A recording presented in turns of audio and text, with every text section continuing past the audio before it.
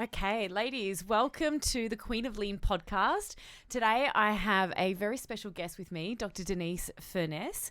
Now, Dr. Denise is a molecular geneticist. She is a functional medicine specialist. She also specializes in nutrition as well. We had the pleasure of having Dr. Denise as a part of our headquarters, treating clients. She went off and had a baby, and now she's back better than ever. So a big welcome to you, Dr. Denise.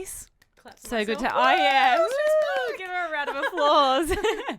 And today's topic that we're going to be discussing with her is menopause, because we have a lot of clients that are currently going through menopause and trying to find their way through that, and just this hormonal cascade that's going on, and we thought it'd be a great topic to kick off with and get some sort of thoughts and background.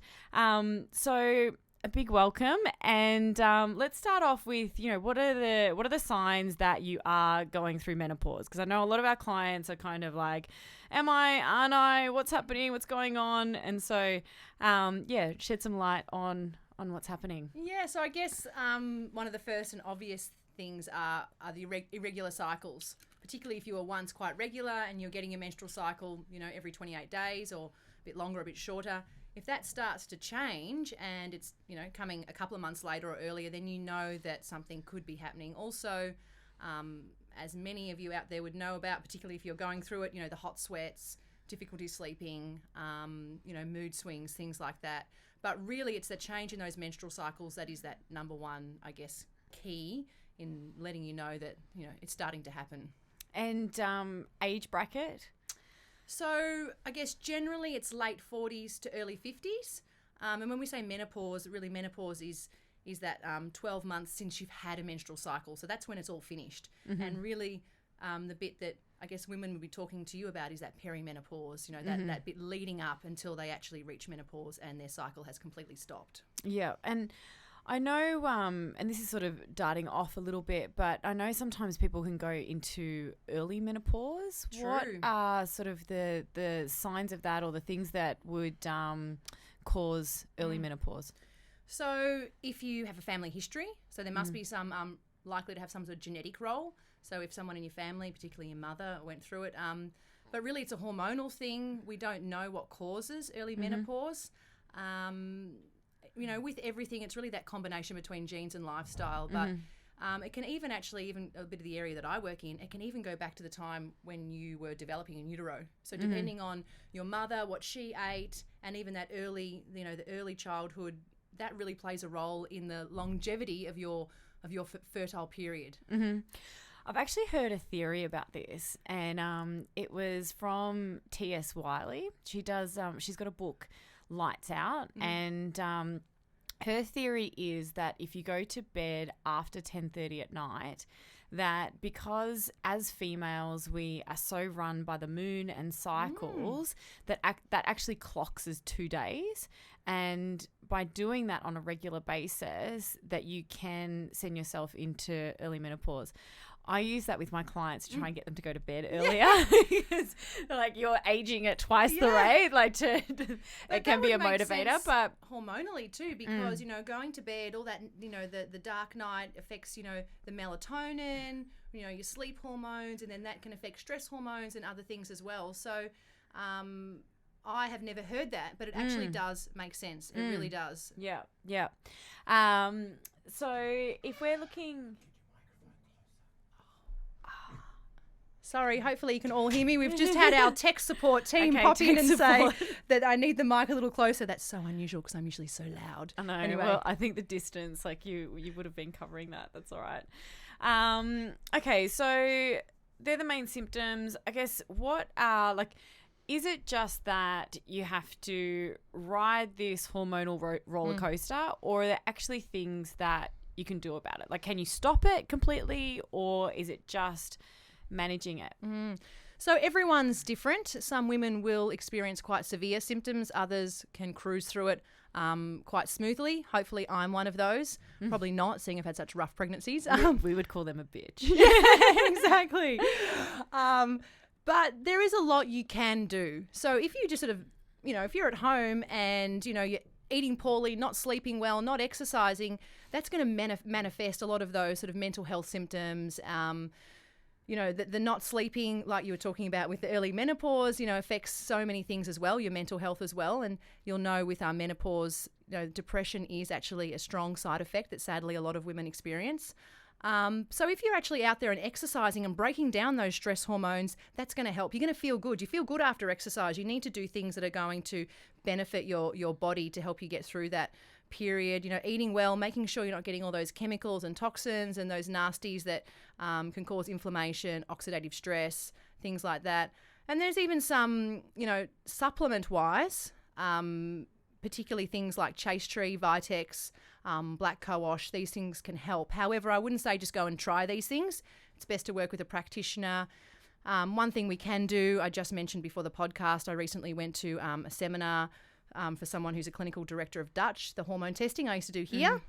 What is it? The dried urine testing comprehensive hormones or something. Yeah. So she was explaining that and talking about, depending on, if it's an estrogen issue, you can do this. If it's more progesterone, and really just trying to balance the hormones. So there are things you can do. I wouldn't say it's going to cure it completely, but help you deal with that period. Yeah.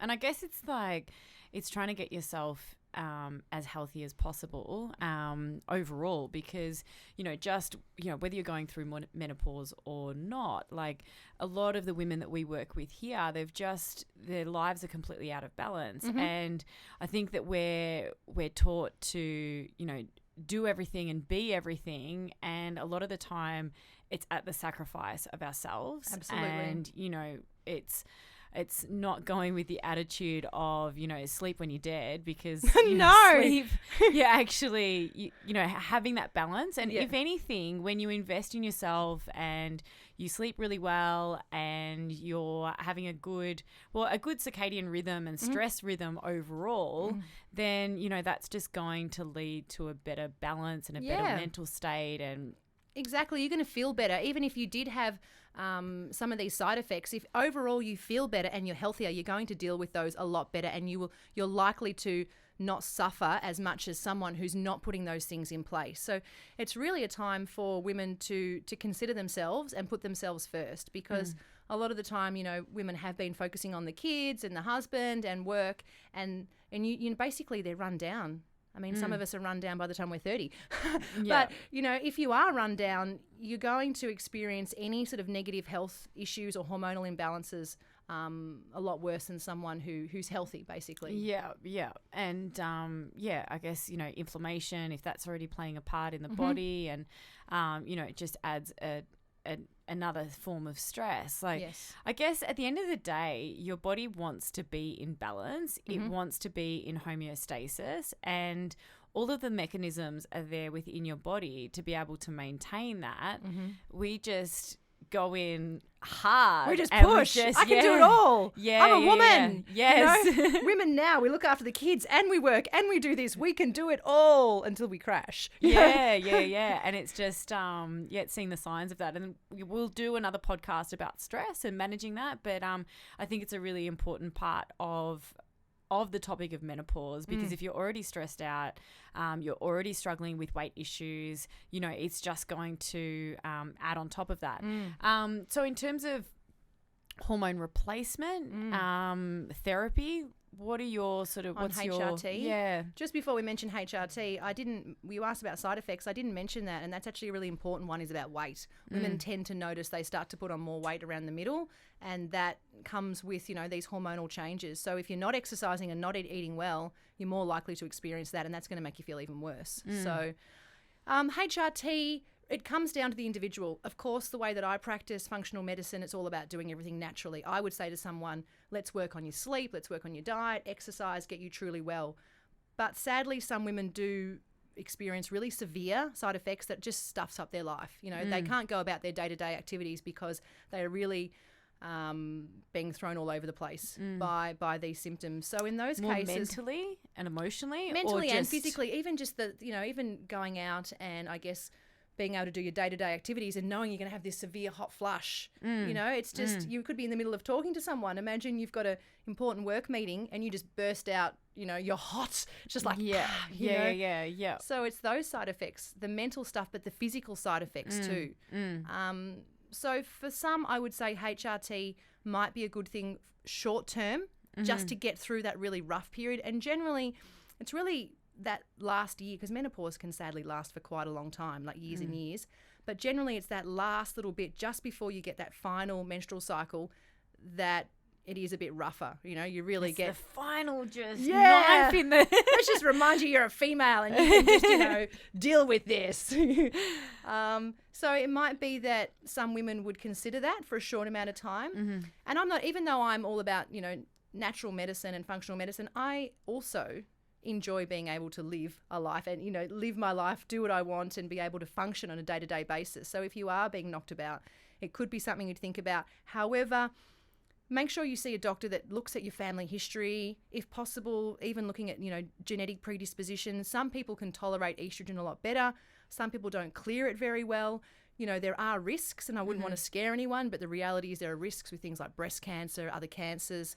So even though it might make you feel better in the short term, you need to weigh up the risks of what it might be for you. So I would say if someone came to see me and genetically, looking at blood work, hormone stuff, they didn't seem to have an issue with sort of those estrogen metabolites. There are particular estrogen metabolites that are nasties. If that wasn't a concern, then yes, jump on your HRT. Don't do it long term. Just get through that rough patch.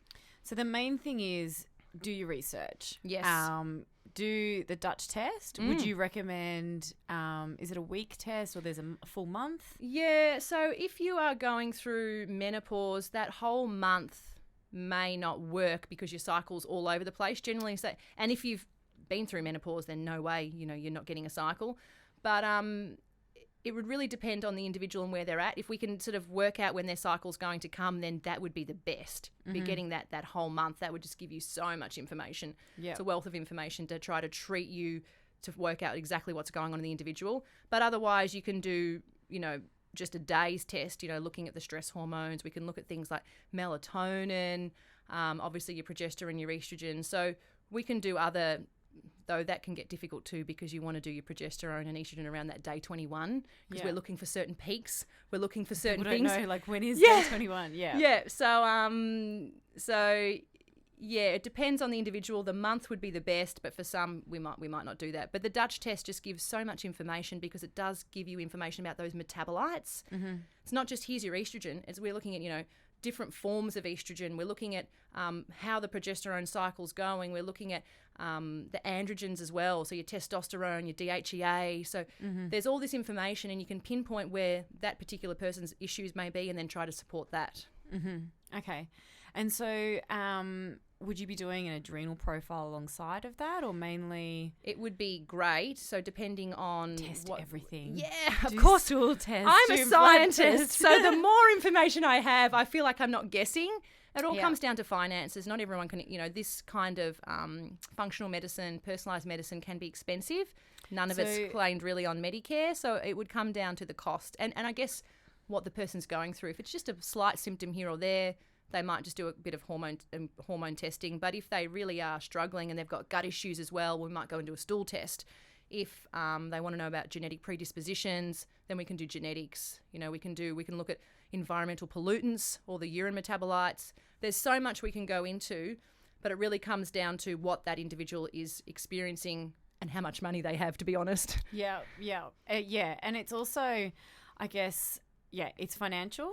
It's, that you're opening up Pandora's box. So once you've done that financial investment of doing the test, then you've got to be prepared to do the work around that. Like there's no point in finding this out and then you're not willing to take supplements or change lifestyle or, de-stress and sleep and all of those things. You've got to be able to invest in that both, I guess, spiritually and emotionally and physically. So if you were going to go, okay, Dr. Denise, I want to do the Mac Daddy testing. Yeah. Let's test everything. Let's go genetic. Let's go stool test. It's my favourite. So without how much a doubt, would it be? Ooh, let's just say you want to do everything. How much are you going to lay out financially? Yeah. You'd probably be looking at close to $1,000. And I know it sounds like a lot, but there are clinics that, specialise in this stuff and functional medicine, particularly overseas, that charge people, 20 grand to come in and do this kind of, investigations.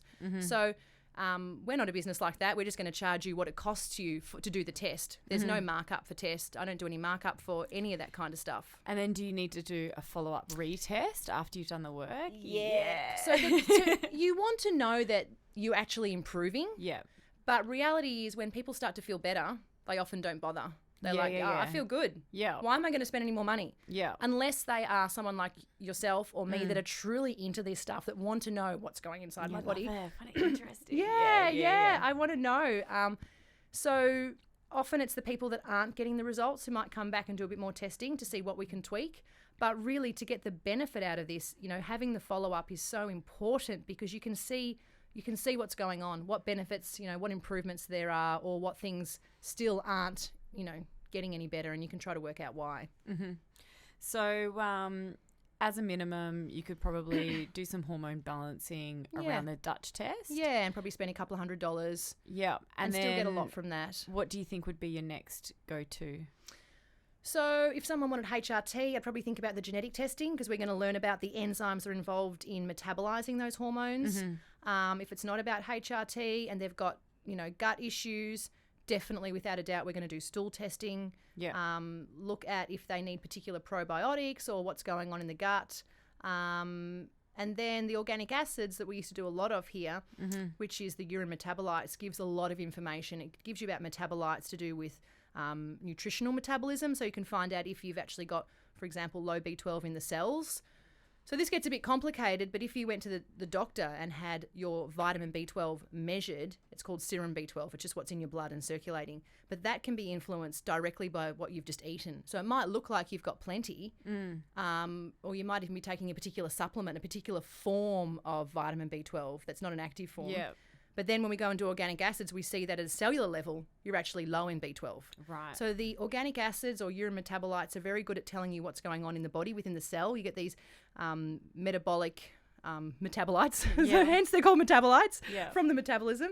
But also we can find out about chemicals and toxins, and people that do have high levels of these, and sadly it's most of us when we live in the environment that we live in, high levels of those can cause those things we discussed before: inflammation, oxidative stress, and that can cause hormonal disorders as well. So you can try to get to some of the root causes of these hormonal disorders. Yeah, I think one of the things that's really important, like as a mindset approach around all of this, because you can get railroaded and just thinking, oh my God, the environment's so toxic and our food and and you can feel really deflated about the whole thing. And I guess it's taking on this mindset that, oh my God, how cool is it that we can find out and we have access to that sort of information and that we can do something about it.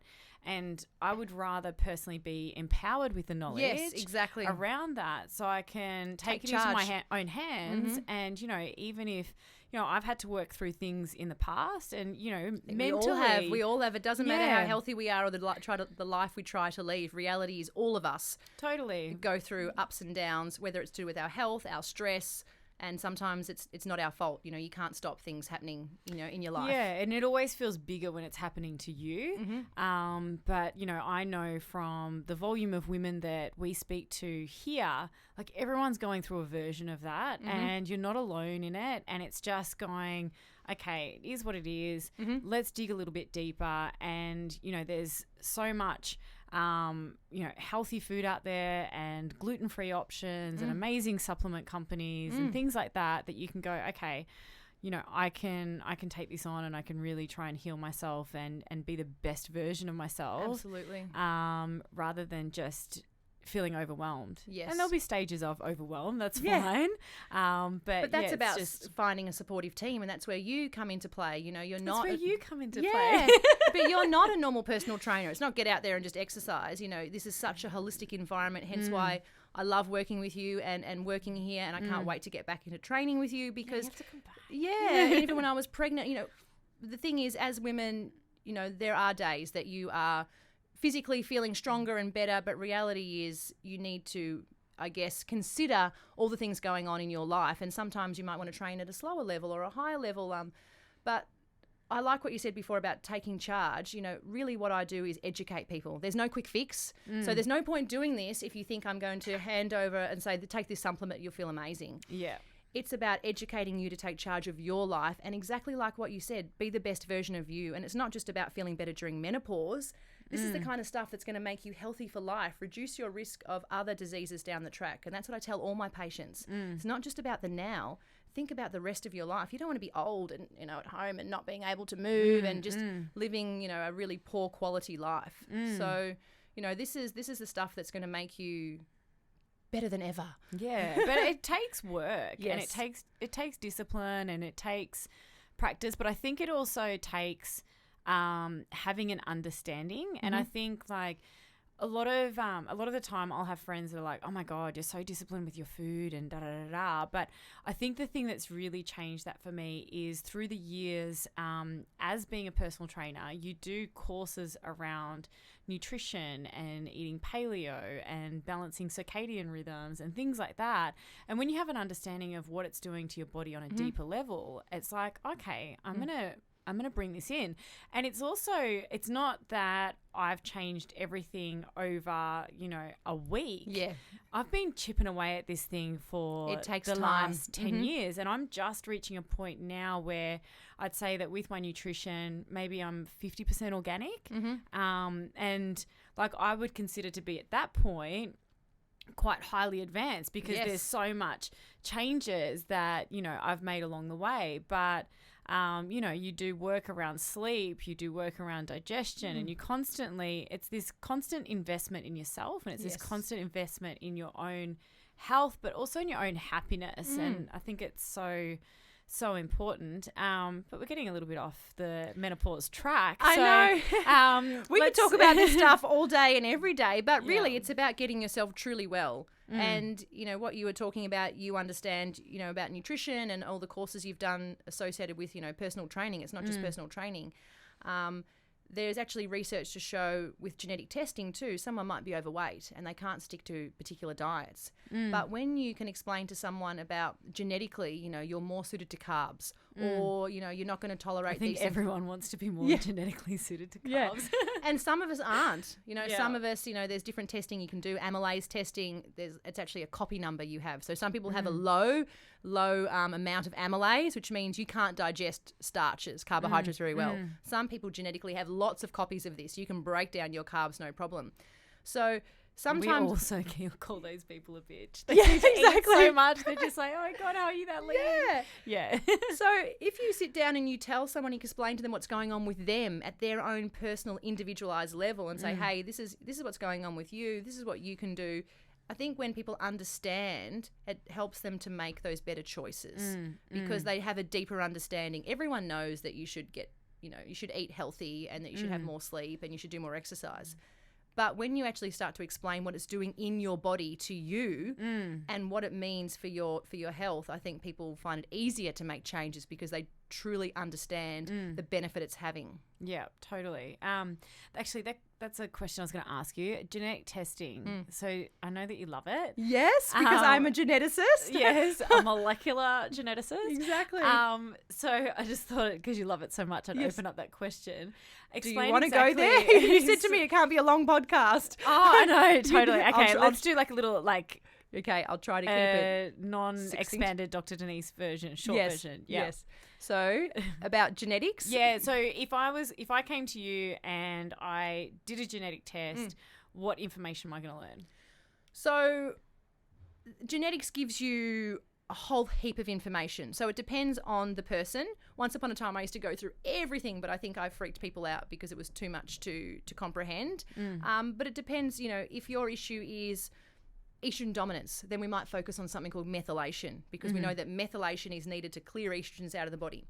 So, if you're putting a lot of weight around the hips or, you're having signs and symptoms of estrogen dominance, then we might focus on things like MTHFR and MTR and a whole heap of enzymes basically that are associated with methylation. If, we think it's inflammation, we can focus on inflammation. If it's purely about diet, You know, or even your morning coffee. I can tell you how well you metabolize caffeine. I think I metabolize it very well. And you probably do, because honestly, when people sit across from me and I explain these things and I say, oh, really, you can't tolerate caffeine, they're often the people that say, oh my God, I get palpitations. So often we know these things, and some people listen to their body, but some people just don't. So, you know, I can tell you all sorts of things about detoxification. The barbecue gene. Yes. You know, if you've got a particular cytochrome P450, which just is a phase 1 enzyme, and it doesn't work so well, you can't tolerate that, you know, burnt meats very well. So don't go off and have barbecue every day with burnt sausages, because, you know, that could lead to bad things for you. Yeah. Some people can tolerate, you know, things like benzene, which comes in car exhaust fumes, better. So, you know, if you live next to a petrol station and we come and do genetic testing and you're really sick and you know what's going on, and I find out that you don't tolerate these things very well, we're going to say you need to, you know, shift houses. Yeah. Just pack up and go. Yeah, exactly. Yeah. And it's not out to scare people. It's not like, oh my God, you've got these genes, you're stuffed. That's not how it is. We don't test for, I'm not diagnosing disease. We're testing for things to do with risk and predisposition and understanding how and weaknesses. Yeah, strengths and weaknesses. Yeah. So I can tell you what you're good at and what you might not be good at, and then you have to learn to live. Heavy weights. Yeah. We can exercise. You can see who's... Yeah, there is an exercise section. Yeah. Endurance. So you can find out if you're better suited to endurance or power strength training. I would be power strength training, I would guess. Without a doubt. Yeah. I'm pretty sure I'm in the middle. So if it came up endurance, I'd have to just start again, pack up. The important thing to know with genetics is that your environment plays a huge role. So if you, for example, you've got something called MTHFR, some of your listeners might have heard about it. There's heaps of research. I'm so tempted to say the mother. Yeah, that's what they used to. So I worked in a public hospital for many years in fertility and miscarriage, and they used to call it the mother effer gene. Yeah. So if you write it down in front of you, you'll understand. Like MTHFR. It's So that's to do with folate metabolism. It doesn't mean that you're going to go off and have a miscarriage or fertility issues. It just means you don't metabolize folate very well. So, you know, you might read a lot on the internet about, you know, these genes. The truth of the matter is that it's just to do with how your body works. So we can tweak that and say, all right, you might need a bit more folate. Guess what? Now we know with supplements we can get even more natural activated better forms. Don't go off and get, say, a synthetic form that is harder to build up. That's harder to metabolize. Let's give you something that your body needs directly. We can give you 5-methylfolate, not heaps. I'm not one to over supplement, but a little bit just to top you up and talk to you about your diet. Green leafy folate's found in heaps of food. So you're educating someone to say, these are the foods that your body needs more of, because you genetically don't do this very well. Some people might have great stuff going on with all the vitamin D metabolizing genes. They may not need to see as much sun as someone else, whereas some people have a whole heap of stuff going on with vitamin D. They can't activate it very well. The body, there's a receptor, VDR, that might not bind to vitamin D very well. So with a genetic test, I think I told you I'd talk forever. I'm so sorry. Good, cut me off. Cutting off. So with a genetic test, I think you have to be quite mentally stable as a person. You don't want to be like, oh my God, I can't metabolize barbecue meats, and then you're turning into a weirdo at every barbecue you go to. You got to you've got to look at it as this little report of red flags and things, modifications. And you can do stuff about it. You know, you can, the point is not to just say you've got this. It's like, what can you do about it? So, and even if you did have the barbecue gene, it doesn't mean you can't not eat it ever. It just means don't have a high heaps. volume of it. Exactly. Yeah. Even with the caffeine gene, just means, you know, limit your caffeine. Yeah. Yeah. Okay, so a little wrap up on menopause. Yes. We just go back to that topic. Yes. So there's ways that you can manage it. Work with a functional medicine specialist, whether it was a Dr. D or, you know, someone that you're already working with. Get some testing so it can be personalized to you. Maybe starting with the Dutch test or a version of that would be a good starting point. Being super healthy, so you know, working with someone that's going to look at sleep, stress, digestion, nutrition, as well as, you know, moving and investing in your health. What else? I think, you know, and consider, you know, if, you know, probably supplements. At the end of the day, most of us are not getting everything we need, so consider like a really good multivitamin, or if you do testing with someone, you'll find out what you need. I really think you've covered. I've really covered. I think top 3 like multivitamin. What would be my top 3? The best ones? Yeah, or maybe top 5. Let's give it a top 5. Top 5. Well, vitamin B12 would be up there. Mm-hmm.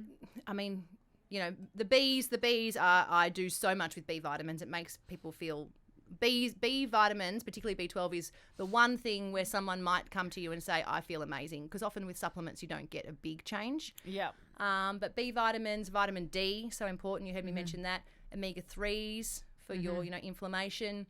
NAC, be my number 4. I mean, these could really fit anywhere. But and then number 5, zinc.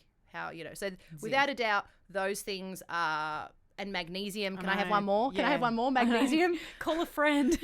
Phone a friend. Magnesium. I'll stick with those. I won't go anymore. But there would be your things, and particularly remember magnesium too.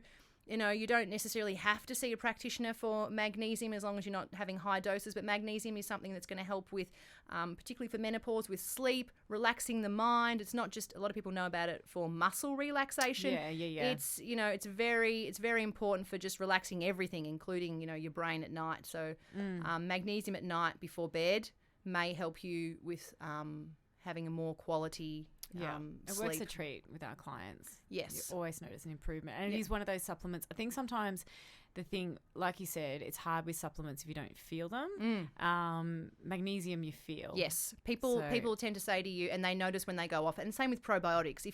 Then one more, 7. Probiotics. If you get the right probiotics. I probiotics. to throw out the NAC. Yeah. Probiotics, if you get the right one, people might not necessarily notice. They might think, I feel, unless they have overt symptoms, they might not notice it. But myself particularly, I don't have gut symptoms, but was advised because I also see an integrative doctor. And he mentioned about some probiotics or some gut things. So I decided probiotics, and I noticed when I went off them. So I didn't necessarily notice when I was on them. When I went off them, I was like, oh my goodness. Right. So probiotics. Yep. Oh my goodness. My goodness, my bowels were not as healthy as they should be. Right. And and also even a little bit around my tummy. I tend to my weight's up here. Up, if you can see me, or you can. Yeah. So I feel like when I'm on the right probiotics, it helps with that, getting rid of that fat around the viscera. Yes. Yeah. All right. Well, I believe that after talking about the fat around your viscera, we'll end it on that abdominal region. We'll end it on that note. Yes. So I hope that you found this podcast super helpful today. If you are struggling with hormonal issues, there are people out there that can help you. There's so many tests. There's so many things that you can learn and know. And, personally, I love listening to podcasts or just connecting with the right people and getting the right support around you, I think is the biggest key. Yes. Any final thoughts, Dr. D? Yeah, as you said, get a good team around you, PT, practitioner, maybe even, acupuncture. But just know there are things that you can do about it. And if you've got no money, just sleep, exercise and good diet. And then that's it. All good. Yeah. All right. Well, we're going to sign off. Thanks for listening. I'll stop talking. And that's really hard to do. And we'll see you next time. Bye. Bye.